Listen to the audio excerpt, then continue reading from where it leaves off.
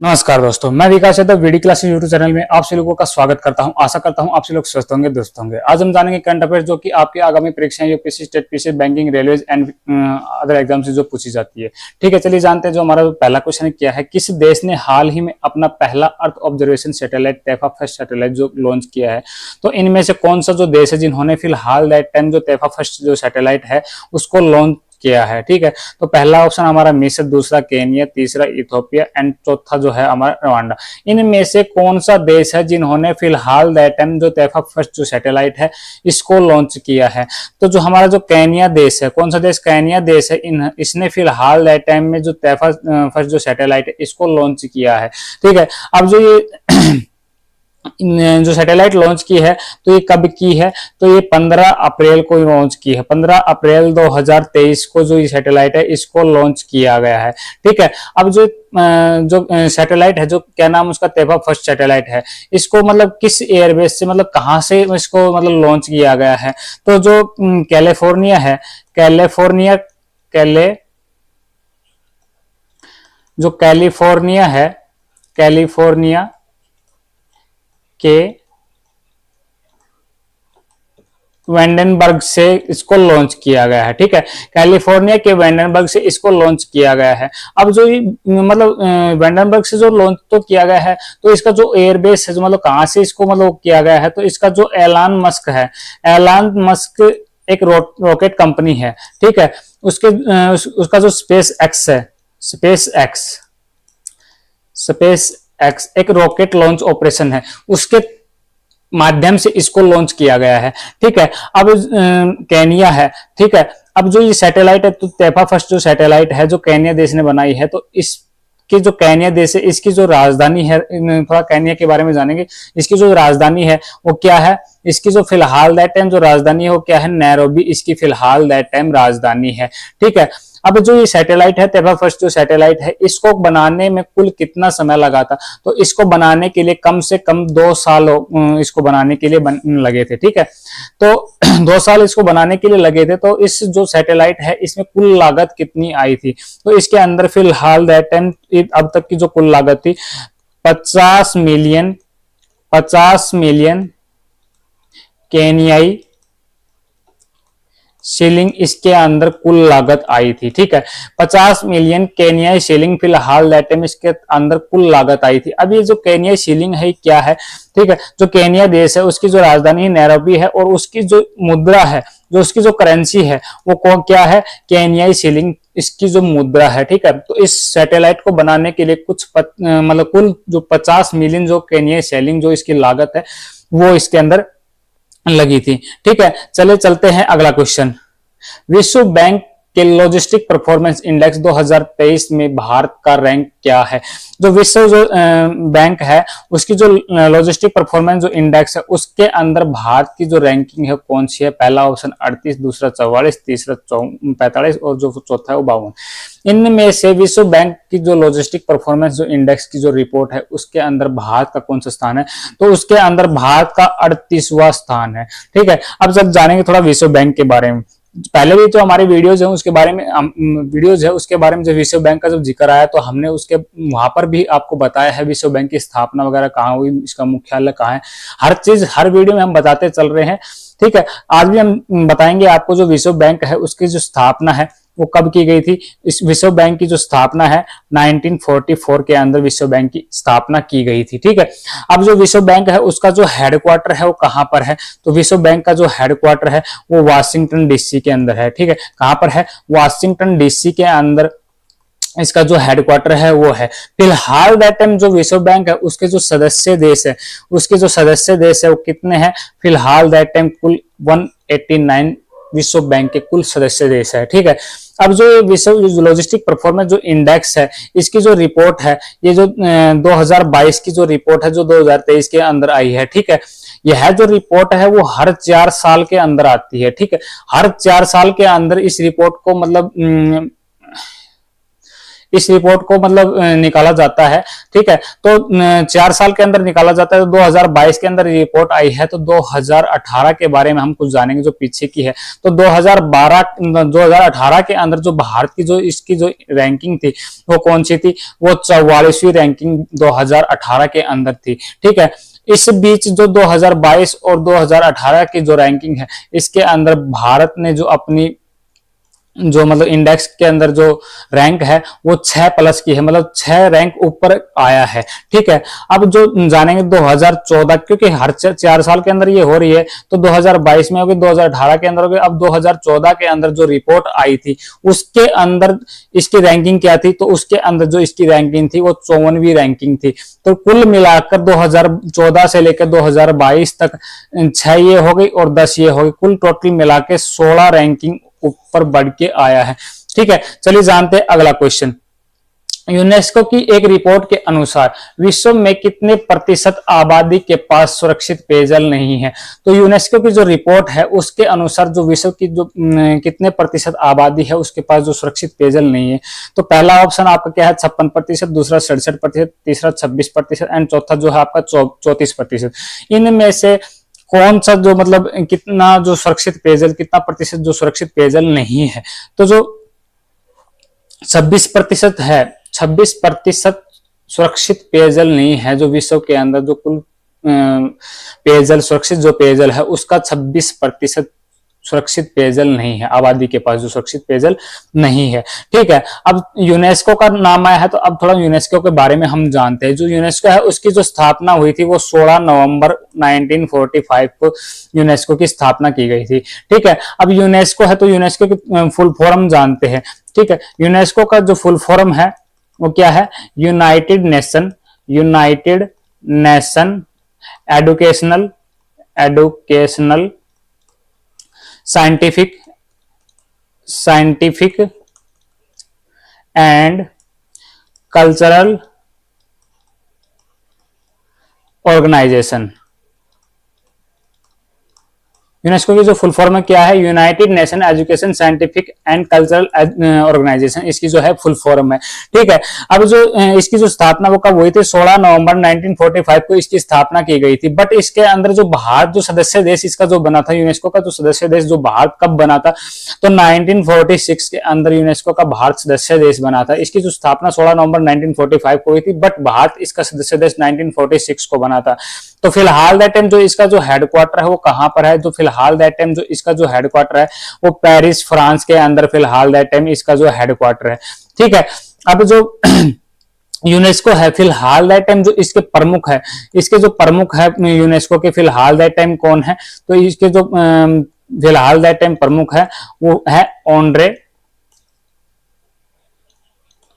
ओजले, ठीक है। फिलहाल दैट टाइम इसके प्रमुख है, ठीक है। चलिए चलते हैं अगले क्वेश्चन के ऊपर। सारंग किस देश में आयोजित एक भारतीय फिल्म महोत्सव है। ये जो सारंग है ये फिल्म महोत्सव आयोजित करने के लिए मतलब एक महोत्सव है जो सबसे बड़ी जो फिल्म है उसके बारे में जो बताने के लिए, जो उसको पुरस्कृत करने के लिए जो फिलहाल दैट टाइम किस देश में आयोजित किया गया है। तो पहला जो ऑप्शन आपका चीन है, दूसरा दक्षिणी कोरिया, तीसरा ऑस्ट्रेलिया एंड जो फोर्थ है जो जर्मनी है। तो यह किस देश के अंदर आयोजित किया गया है, तो फिलहाल दैट टाइम जो ऑस्ट्रेलिया के अंदर इसको आयोजित किया गया है, ठीक है। चलिए चलते हैं अगला क्वेश्चन। विश्व खुशहाली रिपोर्ट 2023 में लगातार छठी बार कौन सा देश शीर्ष पर रहा है। मतलब विश्व जो खुशहाली जो रिपोर्ट है उसमें लगातार छठी बार मतलब 6 बार वो लगातार कंटिन्यू इस मतलब रैंक को बरकरार रखे हुए है। तो लगातार जो छठी बार जो शीर्ष पर रहा है वह कौन सा देश है। तो पहला जो ऑप्शन आपके पास क्या है, इजराइल, दूसरा फिनलैंड, तीसरा आयरलैंड एंड चौथा जो क्या है डेनमार्क। तो इनमें से कौन सा देश है जो लगातार जो छठी बार आपका जो मतलब रैंक के अंदर जो 6 स्थान पर है, जो मतलब लगातार छठी बार मतलब जो शीर्ष स्थान पर आ रहा है। तो जो फिनलैंड जो हमारा देश है तो वो लगातार छठी बार इसके अंदर अपना जो रैंकिंग है वो 6 स्थान पर ले रखा है। अब जो विश्व खुशहाली रिपोर्ट जो 2023 है इसकी जो थीम है वो थीम क्या थी, तो थीम के बारे में जानेंगे। जो इसकी जो थीम थी क्या थी, be mindful, be grateful and be kind. जो विश्व खुशहाली रिपोर्ट थी इसकी थीम क्या थी? Be mindful, be grateful and be kind. इसकी जो मतलब जो थीम थी इस विश्व खुशहाली रिपोर्ट है, इसकी थीम ये थी। ठीक है, अब जो विश्व खुशहाली रिपोर्ट है इसका जो मतलब जारी है ये कौन करता है? तो इसका जो मतलब जो ये जारी करता है ये गैल्प वर्ल्ड पोल डेटा द्वारा जारी किया जाता है। गैल वर्ल्ड पोल डेटा द्वारा इसको संचालित, इसको मतलब जारी किया जाता है। ठीक है, अब जो विश्व खुशहाली रिपोर्ट है वो मतलब कब शुरू किया गया था? तो विश्व जो खुशहाली रिपोर्ट है ये 2011 के अंदर शुरू किया गया था। और ये किसके द्वारा जारी किया गया था? तो ये संयुक्त राष्ट्र महासभा द्वारा इसको जारी किया जाता है। ठीक है, अब जो विश्व खुशहाली जो मतलब रिपोर्ट है इसकी जो पहली बैठक थी वो कब हुई थी? 2 अप्रैल 2012 को इसकी जो पहली बैठक हुई थी। देखो इसकी जो स्थापना वो 2011 के अंदर हो गई थी, बट मतलब इसकी जो शुरुआत 2011 के अंदर हो गई थी, बट इसकी जो पहली बैठक थी वो 2 अप्रैल 2012 को की गई थी। ठीक है, चलिए चलते हैं अगले क्वेश्चन पे। ओईसीडी के सेवा व्यापार प्रतिबंधात्मक सूचकांक में भारत किस रैंक पर था? तो जो ओईसीडी है उसके अंदर जो प्रतिबंधात्मक जो सूचकांक है जो व्यापार के मामले में है, देखो व्यापार के मामले में जो ट्रांसपोर्ट आदान एक देश से दूसरे देश के अंदर जो व्यापार किया जाता है उस सूचकांक में भारत किस रैंक पर है? तो पहला ऑप्शन आपका क्या है? 40, दूसरा 42, तीसरा 48 एंड जो चौथा है वो 47। इनमें से भारत किस रैंक पर है? तो जो भारत है वो 47वीं रैंक के अंदर है। ठीक है, अब जब ओईसीडी है इसकी जो स्थापना है वो कब की गई थी? जो ओईसीडी है पहले इसे ओईईडी के नाम से जाना जाता था। ठीक है, अब जो इस ओईईडी है इसकी जो स्थापना है वो कब हुई थी? 1948 के अंदर ओईईडी की स्थापना की गई थी। ठीक है, अब जो इसका जो पुनर्गठन है, अब पुनर्गठन करके इसका नाम क्या किया गया? ओईसीडी। ठीक है, ओईसीडी कब किया गया? 1961 में ओईसीडी इसको नाम दिया गया। फिलहाल दैट टाइम जो इसके जो कुल देश है क्या है, जो इसके कुल देश है उसकी संख्या कितनी है? 38 इसकी कुल जनसंख्या है। ठीक है, अब जो इसका जो हेडक्वार्टर है, इसका जो मुख्यालय है वो कहां पर है? इसका जो मुख्यालय है वो पेरिस फ्रांस के अंदर इसका मुख्यालय है। ठीक है, चलिए चलते हैं अगले क्वेश्चन पे। VDEM लोकतंत्र रिपोर्ट में भारत की रैंक क्या है? VEDM लोकतंत्र रिपोर्ट, इसमें जो भारत की रैंकिंग है वो क्या है? पहला ऑप्शन 96, दूसरा 98, तीसरा 102 एंड फोर्थ है 108। इनमें से जो भारत की रैंकिंग है वो क्या है? तो इसमें जो भारत की रैंकिंग है वो है 108वीं रैंकिंग है। अब जो VDEM जो एक जो लोकतंत्र रिपोर्ट है ये VEDM मतलब VDEM क्या है? तो VDEM एक शोध संस्थान है। क्या है? एक शोध संस्थान है। ठीक है, इस शोध संस्थान की जो स्थापना है वो कब की गई थी? इस शोध संस्थान की जो स्थापना है वो 2014 के अंदर इसकी स्थापना की थी। किसने की थी? इसकी जो स्थापना है वो स्टाफन फर्स्ट लिंडबर्ग ने इसकी स्थापना की थी। ठीक है, स्थापना किसने की थी? स्टाफन फर्स्ट लिंडबर्ग ने इसकी स्थापना की थी। फिलहाल दैट टाइम जो इसका जो हेडक्वार्टर है वो एक विश्वविद्यालय के अंदर है। उस विश्वविद्यालय का नाम क्या है? गोथेनबर्ग विश्वविद्यालय, जो कहां पर है? स्विट्जरलैंड स्वीडन के अंदर जो इसका जो हेडक्वार्टर है। ठीक है, गोथेनबर्ग विश्वविद्यालय स्वीडन, वहां पर इसका जो हेडक्वार्टर है। क्योंकि जो शोध संस्थान है इसके अंदर शोध के लिए विभिन्न तरीकों मतलब जो केमिकल्स वगैरह है या फिर और इंस्ट्रूमेंट है उनकी जरूरत पड़ती है, तो विश्वविद्यालय के अंदर इसका जो शोध संस्थान बनाया गया है जो कहां पर है? गोथेनबर्ग विश्वविद्यालय स्विट्जरलैंड स्वीडन के अंदर इसका जो मतलब जो शोध संस्थान है। ठीक है, चलिए चलते हैं अगले क्वेश्चन के ऊपर। अग्नि योद्धा अभ्यास का 12वां संस्करण किस देश और भारतीय सेना के मतलब किस देश की सेना और जो भारतीय सेना है उसके बीच एक द्विपक्षीय अभ्यास, दो मतलब दो पक्षों के बीच में एक अभ्यास किया गया था? तो पहला ऑप्शन यहाँ पर जापान, दूसरा सिंगापुर, तीसरा संयुक्त राष्ट्र अमेरिका एंड फोर्थ है इजराइल। इनमें से किस भारतीय सेना और दूसरी जो देश है, मतलब इनमें से कौन सी देश की सेना है जिसके अंदर जो ये 12वें संस्करण है इसको संपन्न किया गया है। ठीक है, अब जो सिंगापुर है इसके साथ भारतीय सेना ने जो द्विपक्षीय जो अभ्यास है उसको संपन्न किया है। ठीक है, अब ये जो अभ्यास कब संपन्न किया गया था, तो ये अभ्यास 13 नवंबर 2022 को संपन्न किया गया था। कब संपन्न किया गया था? 30 नवंबर 2022 को, सॉरी 30 नवंबर 2022 को संपन्न किया गया था। तो इसकी जो शुरुआत है वो कब की गई थी? जो इसकी जो शुरुआत है वो 13 नवंबर को इसकी शुरुआत की गई थी। ठीक है, शुरुआत कब की थी? 13 नवंबर को इसकी शुरुआत की थी। अब जो ये अभ्यास है ये कहां पर हुआ है? तो ये जो अभ्यास है ये भारत के अंदर ही हुआ है। तो भारत के अंदर कहां हुआ है?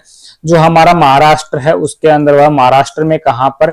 महाराष्ट्र में देवलाली जगह है, उसके ऊपर इसका जो मतलब ये अभ्यास हुआ है। ठीक है, चलिए जानते हैं अगला क्वेश्चन। देश में किस मेट्रो सेवा ने क्यूआर कोड के साथ एक पेपर टिकट शुरू किया है? तो जो भारत है, जो हमारा देश भारत है, इसके अंदर मतलब कौन सा शहर है जिसने जो मेट्रो सिटी जो मतलब मेट्रो है उसके अंदर क्यूआर जो कोड है उसके साथ एक एड पेपर टिकट शुरू किया गया है? तो Kolkata metro, Lucknow metro, Delhi metro and Bengaluru metro, इनमें से कौन सा जो मेट्रो है उसने जो क्यूआर कोड के साथ एक एड पेपर टिकट शुरू किया है? तो जो दिल्ली मेट्रो, जो हमारी जो राष्ट्रीय राजधानी है दिल्ली, उस जो दिल्ली मेट्रो DMRC है उसने फिलहाल दैट टाइम एड पेपर टिकट जो है जारी किया है। ठीक है, अब जो दिल्ली है ये किस देश मतलब कौन से देश की राजधानी? तो हमारा भारत देश है, उसकी जो राजधानी क्या है? नई दिल्ली है। ठीक है, जो भारत की जो मुद्रा है वो क्या है? रुपया, इसकी जो करेंसी जो मुद्रा है। ठीक है, चलिए जानते हैं अगला क्वेश्चन। केंद्रीय मंत्री जी किशन रेड्डी ने हाल ही में किस शहर में PM जन औषधि केंद्र का उद्घाटन किया गया है? तो जो हमारे जो केंद्रीय मंत्री जी किशन जो रेड्डी जी है, उन्होंने फिलहाल कौन से शहर है, जो भारत का ऐसा कौन सा शहर है जिसके अंदर PM जन औषधि केंद्र का उद्घाटन किया गया है? तो पहला ऑप्शन लखनऊ, दूसरा भोपाल, तीसरा पटना और जो चौथा क्या है? सिकंदराबाद। तो इनमें से कौन सा जो शहर है जिसके अंदर जो PM जन औषधि केंद्र है उसका उद्घाटन किया है? जो सिकंदराबाद जो हमारा शहर है उसके अंदर PM जन औषधि केंद्र का मतलब शुभारंभ किया, जो उद्घाटन किया गया है। अब जो सिकंदराबाद है इसके अंदर कौन सी जगह है जिसके ऊपर मतलब ये जन औषधि केंद्र बनाया गया है? तो जो वारासीगुड़ा एक जगह का नाम है जहां पर ये PM जन औषधि केंद्र को स्थापित किया गया है। ठीक है, चलिए चलते हैं अगले क्वेश्चन के ऊपर। भारत में हाल ही में निम्नलिखित में से किन देशों के साथ अपनी तरह पहला त्रिपक्षीय समूह बनाया है? तो भारत तो है ही है शामिल, त्रिपक्षीय मतलब 3। ठीक है, तो ऐसे 2 और कौन से देश है जिसके साथ त्रिपक्षीय समूह मतलब 3 देशों ने एक साथ मिलकर जो त्रिपक्षीय समूह है उसको बनाया है? तो एक तो भारत हो गया, तो दूसरा मतलब 2 देश ऐसे कौन से हैं जिन्होंने मतलब मिलकर ये 7 से त्रिपक्षीय समूह जो बनाया है? तो पहला ऑप्शन इजराइल और आर्मेनिया, दूसरा बल्गारिया और इराक, तीसरा तुर्की और बेलारूस एंड जो फोर्थ है हमारा इजराइल और लेबनान। इनमें से कौन सा देश है? तो जो ईरान और आर्मेनिया है, ठीक है, इन देशों ने भारत के साथ मिलकर त्रिपक्षीय जो समूह है उसको बनाया है। ठीक है, आज के लिए इतना। ये हमारे टेलीग्राम ग्रुप के जो चैनल लिंक्स हैं, जो यूट्यूब चैनल लिंक्स है, जो हमारे डिस्क्रिप्शन में आपको दिए जाएंगे। अगर वीडियो आपको अच्छी लगी तो इसको लाइक करें, ज्यादा से ज्यादा शेयर करें, ताकि जो आगे हमारा जो प्रोत्साहन बढ़े, तो आगे हम आपके लिए नए नए कंटेंट्स को जारी कर सके। ठीक है, आज के लिए धन्यवाद, इतना ही। आपका दिन शुभ रहे।